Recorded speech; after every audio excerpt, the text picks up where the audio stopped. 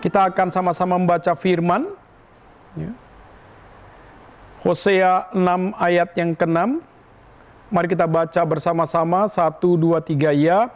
Sebab aku menyukai kasih setia dan bukan korban sembelihan, dan menyukai pengenalan akan Allah lebih daripada korban-korban bakaran. Ya, garis bawahi, apa yang saya garis bawahi, menyukai kasih setia, menyukai pengenalan akan Allah.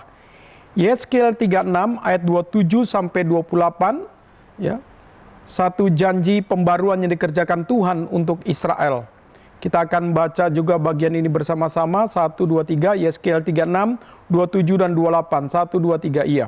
Rohku akan kuberikan diam di dalam batinmu, dan aku akan membuat kamu hidup menurut segala ketetapanku, dan tetap berpegang pada peraturan-peraturanku dan melakukannya. Dan kamu akan diam dalam negeri yang telah kuberikan kepada nenek moyangmu, dan kamu akan menjadi umatku, dan aku akan menjadi Allahmu. Ya, jadi di sini kita lihat, walaupun manusia sudah jatuh dalam dosa, menyakiti Tuhan, menyedihkan hati Tuhan, tetap mereka dirindukan untuk terus menjadi milik Tuhan. Yohanes 14 ayat yang ke-6. Kita baca 1, 2, 3 ya. Kata Yesus kepadanya, akulah jalan dan kebenaran dan hidup. Tidak ada seorang pun yang datang kepada Bapa kalau tidak melalui aku. Ya, ini jelas ya, jadi ini disebut bagian daripada finalitas. Keselamatan hanya dalam Yesus Kristus. Kisah 4 ayat 11 dan 12.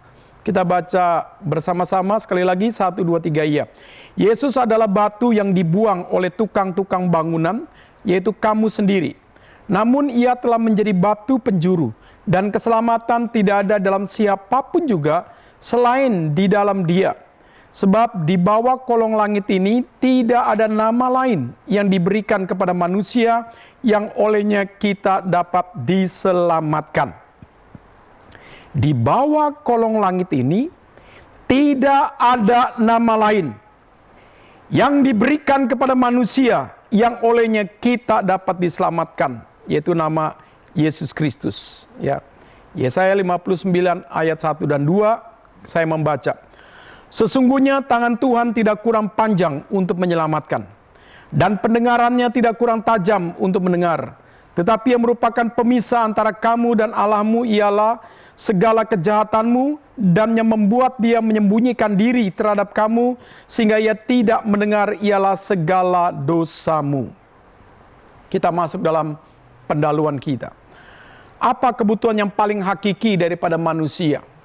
Pasti setiap orang bisa berkata, masalah makanan, masalah minuman, masalah pakaian, masalah tempat tinggal, masalah pekerjaan, jaminan kesejahteraan, aktualisasi diri. Zaman modern yang paling hakiki adalah bandwidth internet. Jadi kalau mereka pergi, yang dipikirkan adalah apakah ada jaringan internet atau tidak. Adakah di sana listrik tidak untuk charger dan lain-lain. Nah, di sini kita melihat kebutuhan yang paling hakiki daripada manusia adalah keselamatan. Yang kedua, mengapa keselamatan di Perjanjian Lama tidak cukup? Dan butuh penggenapan keselamatan dalam Yesus Kristus. Seperti yang dinubuatkan oleh Mika 5 ayat kedua. Nah, ini nanti akan kita sama-sama jawab. Mengapa keselamatan hanya melalui dan di dalam Yesus Kristus? Seperti apa yang dikatakan di dalam Yohanes 14 ayat yang ke-6, dan juga di dalam Kisah Para Rasul, jelas keselamatan hanya atau satu-satunya di dalam Yesus Kristus. Nanti kita dalami. Dan bagaimana dengan pandangan yang mengatakan ada keselamatan di luar Tuhan Yesus? Nah, ini juga nanti dengan sendirinya akan berelasi dengan bagian ini. Kita masuk dalam pembahasan kita yang pertama. Apa kata Alkitab tentang keselamatan? Nah, kita akan meninjau dari Perjanjian Lama, dari kata yasa, yang ada kategori keselamatan secara umum dan keselamatan secara khusus yang berkaitan dengan iman. Setelah itu kita juga akan melihat nanti Perjanjian Baru dari kata soteria, berkaitan dengan kita yang dipanggil secara umum, kita yang dipanggil secara khusus, yang juga kandungannya adalah iman. Nah, di dalam bagian ini, Bapak Saudara, saya akan menjelaskan 3 dulu ya. Nanti saya akan jelaskan ini secara rinci satu persatu. Kata yasa itu artinya adalah keselamatan. Yang pertama, bebas dari penderitaan. Bebas dari bahaya hidup. Itu kata yasa secara umum. Yang kedua, yaitu terhindar dari kerusakan moral. Jadi dia bisa dibebaskan daripada aspek-aspek kerusakan moral. Yang ketiga, kata yasa berkaitan dengan iman secara khusus. Bagaimana seseorang bisa merasakan pemeliharaan Tuhan secara jiwa. Itu yang lebih penting. Nah, ini 3 hal. Dan kita masuk dalam pembahasan kita bagian yang pertama. Yaitu yasa, yaitu bebas daripada penderitaan dan bahaya hidup. Nah, di sini kita melihat bagaimana penjajahan daripada Mesir ya untuk umat Tuhan itu begitu sangat menyakitkan untuk mereka dijadikan budak. Nah, di dalam bagian ini saudara, pada waktu mereka bisa bertahan di tengah kesulitan, mereka bisa bertahan di tengah daripada ancaman, daripada keterbatasan, itu dapat kita katakan kata-kata yang dipakai dalam Keluaran 14 ayat 13, 30, Keluaran 15 ayat 2 adalah yasa. Yaitu apa? Bagaimana umat Tuhan diselamatkan secara nilai fisik. Ya. Dan kedua, keselamatan daripada kekalahan. Ini juga dikatakan dalam Ulangan 20 ayat yang keempat. Jadi Tuhan bisa menyatakan anugerah keselamatan supaya bangsa Israel tidak mengalami kematian karena perang. Ketiga, keselamatan dari tindasan. Hakim-Hakim 3 ayat 31. Ini pun kata dasarnya memakai kata yasa. Jadi di sini saudara, Tuhan bisa juga melepaskan suatu penindasan-penindasan yang bersifat fisik. Itu mengandung katanya adalah yasa. Yang keempat, keselamatan daripada kesesakan hati, pergumulan hidup. Jadi Mazmur 34 ayat 7 dengan jelas mengatakan ada satu keselamatan daripada kesesakan hati, kesulitan hidup. Itu pun kata dasarnya adalah yasa. Dan yang kelima, keselamatan daripada tangan musuh yang ingin menjerat kita, yang ingin menjatuhkan kita, yang ingin menghancurkan kita. Nah, Mazmur 106 ayat 10 jelas mengatakan dalam bagian itu juga mengandung kata yasa. Dan yang keenam, keselamatan daripada pembuangan ya di Babylon. Nah, di situ kita bisa melihat bagaimana Tuhan bisa memimpin Daniel, ya, Sadrak, Mesak dan Abednego dengan semua umat Tuhan sampai mereka pulang kembali ke Yerusalem kecuali Daniel. Pada waktu mereka selamat, itu pun adalah satu anugerah Tuhan.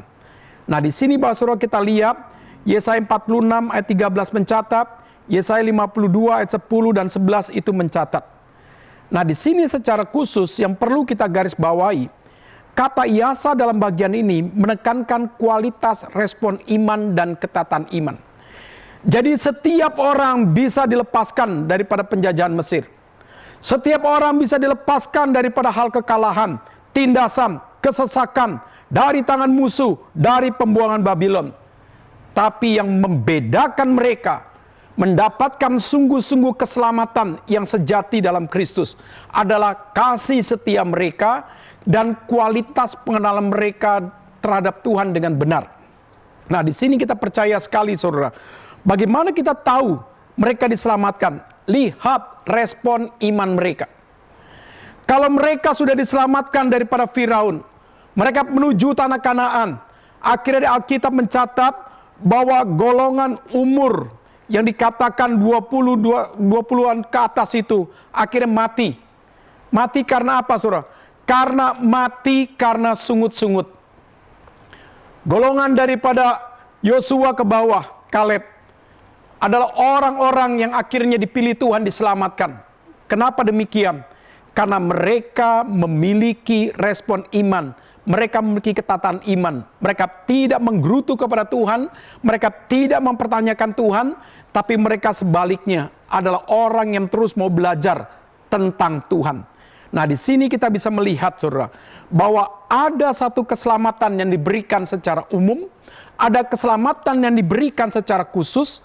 Nah, di dalam konteks ini, itu bisa dilihat daripada kualitas respon iman mereka dan ketaatan mereka. Yang kedua kita bisa melihat, yaitu terhindar daripada kerusakan moral. Nah, di sini kita bisa melihat bagaimana keselamatan daripada kerusakan moral dalam konteks daripada Hosea. Karena umat Tuhan pada saat itu tuh mempelacurkan diri dengan daripada paganisme pada saat itu. Umat Tuhan pada saat itu melacurkan diri dengan satu berhala-berhala yang tidak menyatakan Allah Yahweh yang benar. Dan mereka kompromi dengan bangsa-bangsa fasik. Mereka tidak sungguh mengutamakan ibadah daripada Tuhan. Nah, di sini kita melihat ada anugerah Tuhan menyelamatkan beberapa orang untuk tidak mengalami kontaminasi dosa. Jadi ada pemeliharaan Tuhan secara moral. Karena mereka diberikan hati yang takut akan Tuhan. Karena mereka mengenal Allah Yahweh yang benar. Kedua, keselamatan berkaitan dengan kualitas pengenalan akan Tuhan. Nah, di sini kita lihat tingkat yang lebih dalam lagi. Pada waktu mereka takut berbuat dosa, bukan karena takut hukumannya, tapi karena pada waktu mereka takut berbuat dosa, karena mereka melihat Tuhan sebagai Allah yang menyelamatkan mereka. Allah yang memimpin bangsa Israel keluar daripada tanah Mesir adalah Allah yang hidup, Allah yang berkuasa, Allah yang sanggup melewati akan setiap kesulitan-kesulitan dihadapi orang Israel, membuktikan Allah itu maha kuasa. Nah, di sini saudara berarti lebih dalam lagi. Pada waktu orang dihindari pada kerusakan moral, dihindari pada hal-hal yang bersifat cemar, ternyata saudara bagian yang kedua, karena orang itu punya pengenalan akan Tuhan. Orang itu punya nilai kasih setia kepada Tuhan. Nah, ini berarti menunjukkan kepada kita itulah iman. Jadi itulah iman. Jadi kenapa engkau takut berbuat dosa? Karena bukan soal takut daripada hukum sebab akibatnya. Kita takut berbuat dosa karena kita sudah menghargai penebusan Kristus. Kita mengenal akan Allah yang suci, Allah yang berkuasa, Allah yang maha hadir, Allah yang maha tahu. Jadi pada waktu kita takut berbuat dosa, karena iman kita yang terdalam, itu mengakui keselamatan kita itu bersifat anugerah. Jadi kita tidak boleh bermain-main dengan dosa. Nah, di sini saudara kita melihat takut karena hukuman, takut karena sebab akibat, takut karena kita mengenal dan menghargai penebusan Kristus. Beda kualitas. Jadi di dalam bagian ini, itulah yang ditekankan oleh Hosea 6 ayat yang ke-6. Jadi pertobatan tanpa diikuti nilai the fear of God, itu menunjukkan bukan pertobatan yang sejati. Pertobatan diikuti dengan aspek hati yang takut akan Tuhan, itu menunjukkan pertobatan karena menghasilkan iman yang benar.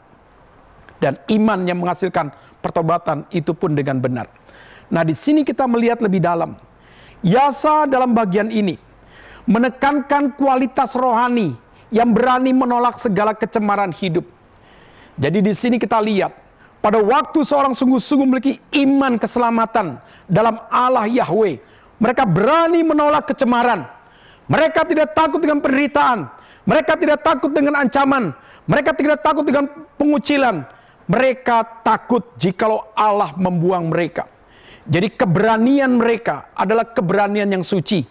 Keberanian mereka menghancurkan paganisme zaman perjanjian lama. Setelah bangsa Israel terpecah, Yehuda terpecah, bagaimana kita lihat raja lepas raja, masing-masing memiliki pilihan. Ada yang ke Baal paganisme, ada yang kepada Allah Yahweh.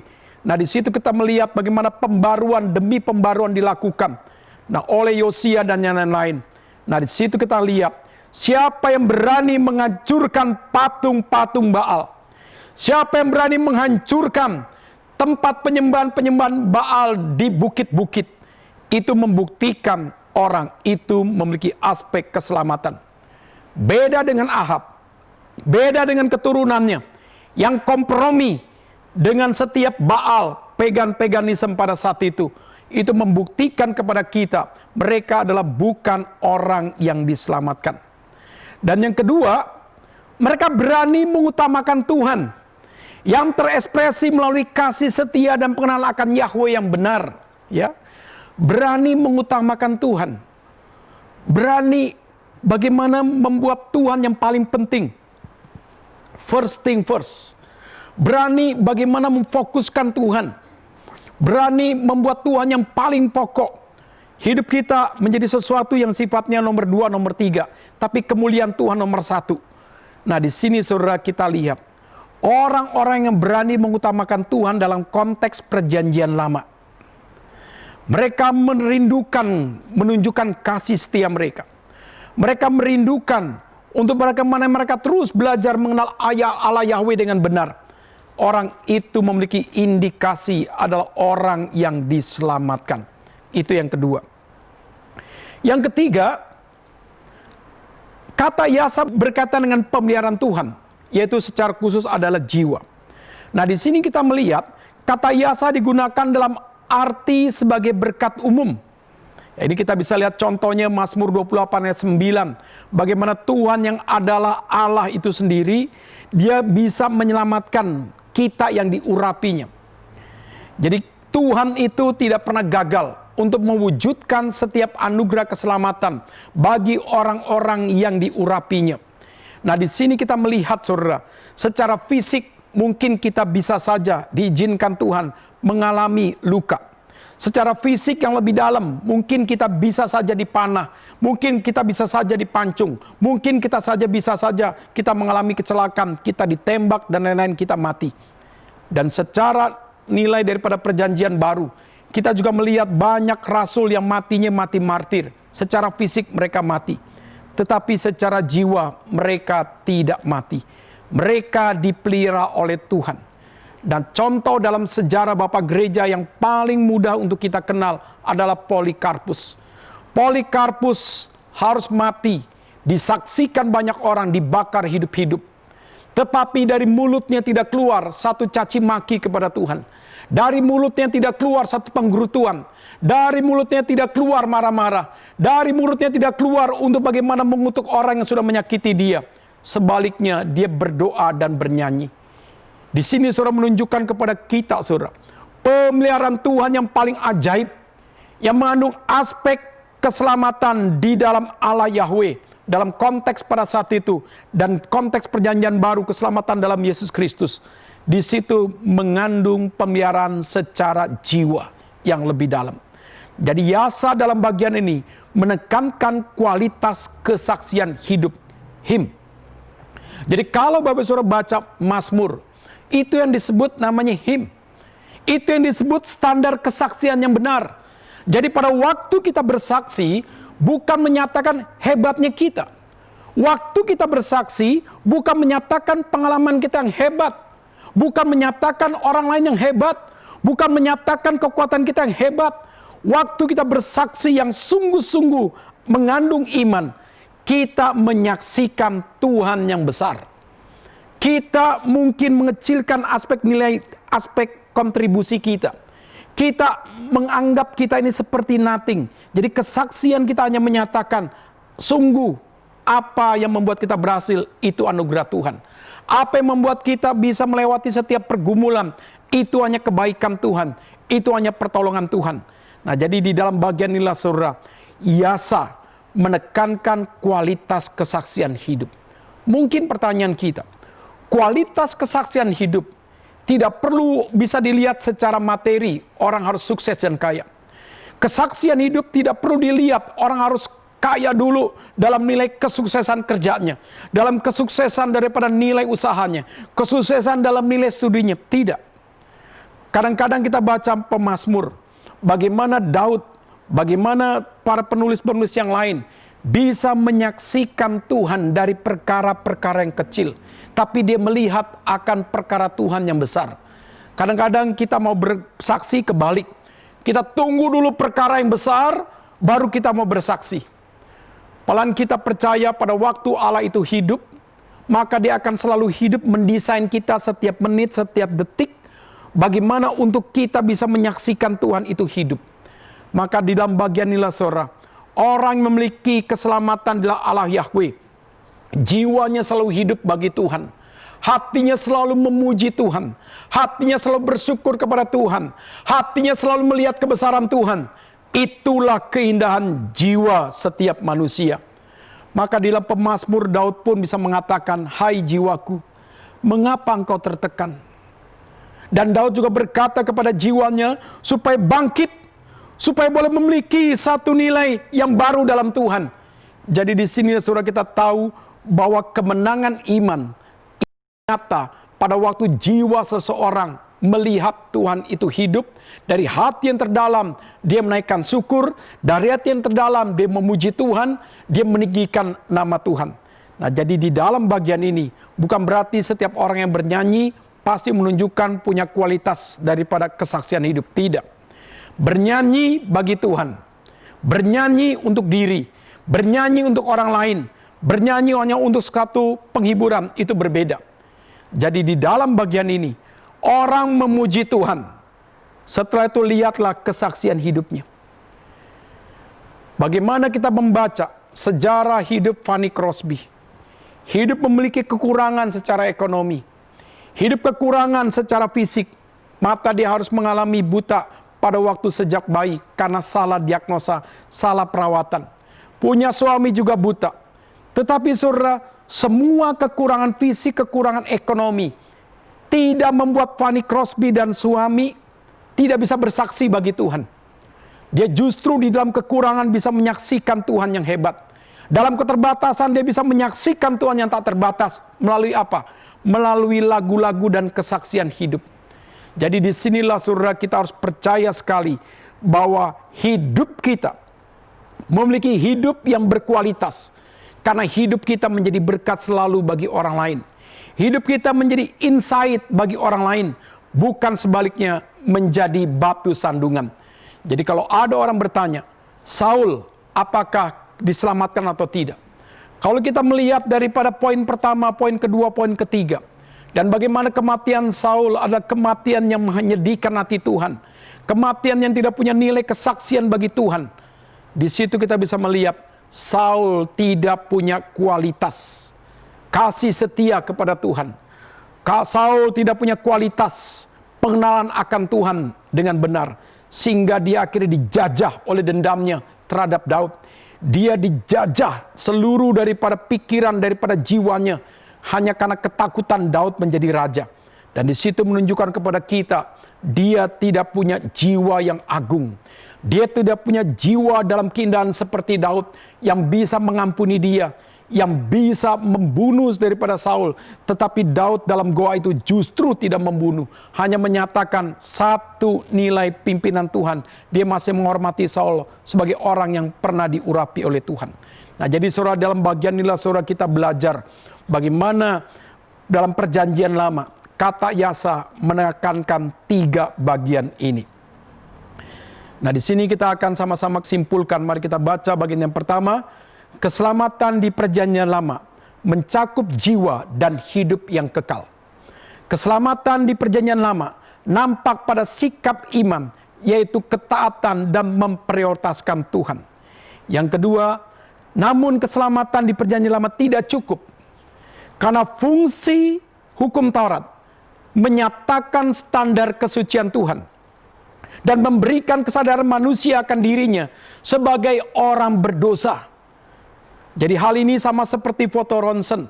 Kita difoto, diberitahu, di paru-parumu ada air, pneumonia.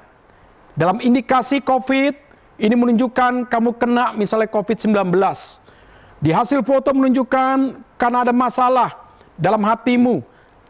Dari hasil foto menunjukkan ada hal yang retak dalam tulangmu.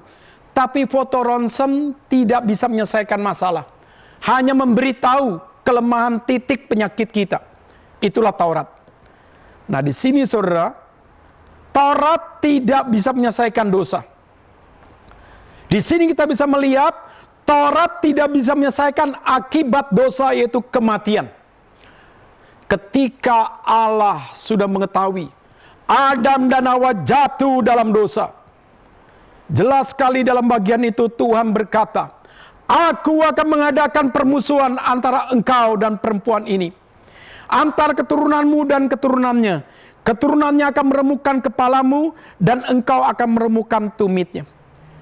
Inilah nubuat yang pertama tentang keselamatan, yang mengandung satu peperangan zaman sampai Kristus tampil sebagai Mesias, Sampai Kristus menggenapkan seluruh keselamatan di kayu salib.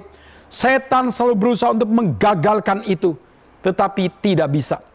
Nah, di dalam bagian inilah saudara, kita percaya sekali saudara, bahwa kehadiran Kristus dalam perjanjian lama bukan sesuatu yang mendadak, bukan sesuatu yang tidak diprogram. Kejadian 3:15 dengan jelas, Allah dalam kekekalan sudah memprogram itu semua. Dan Allah yang Maha Tahu, Dia tahu sekali Adam dan Hawa akan jatuh dalam dosa. Jadi ini jelas sekali saudara, bahwa ada progresif nilai daripada kebenaran. Ada nilai progresif dalam kita mengerti tentang soteriologi, ya, daripada keselamatan itu sendiri.